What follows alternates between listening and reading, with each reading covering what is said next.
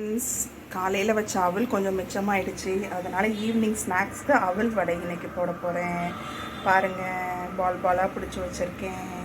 வடை ஷேப்பில் போட போகிறோம். பாருங்கள், நம்ம தட்டி வச்சுருக்க வடையெல்லாம் போட்டுட்டோம். ஒன்றும் சிம்பிள் தான். நம்ம மிச்சமான அவலை கையிலேயே அப்படியே பிசைஞ்சு கொஞ்சம் லைட்டாக ரவையும் கடல மாவும் சேர்த்து கொஞ்சம் வெங்காயம் பச்சை மிளகாய் வெட்டி போட்டிருக்கேன். லைட்டாக உப்பு போட்டு உருண்டையாக பால் பிடிச்சி வடை மாதிரி தட்டி போட்டிருக்கேன். அவ்வளோதான்.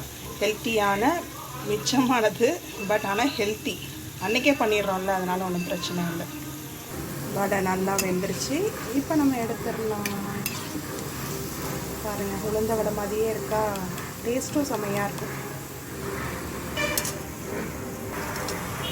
பாருங்கள், வடை ரெடி, ப்ளைட்டிங்கும் ரெடி. வடை, அவல் வடை, சாஸ், தேங்காய் சட்னி வச்சு சாப்பிடுங்க, இன்னும் நல்லாயிருக்கும். என் பிள்ளைங்க சாஸ் வச்சு சாப்பிடுவாங்க, அதனால நான் சாஸ் வச்சுருக்கேன். எனக்கு தனியாக தேங்காய் சட்னி அரைக்க போகிறேன் நான். எனக்கு எங்கள் அத்தைக்கும் செம்மையாக இருக்கும். ரொம்ப ஹெல்த்தியான அவல் வடை. நீங்கள் இது மிச்சமான அவலில் தான் பண்ணணும்னு இல்லை, நார்மல் அவல்லையுமே நீங்கள் இந்த மாதிரி ட்ரை பண்ணி பாருங்கள். செம்மையாக இருக்கும். உளுந்த வடை டேஸ்ட்லேயே இருக்கும். Thank you, bye bye.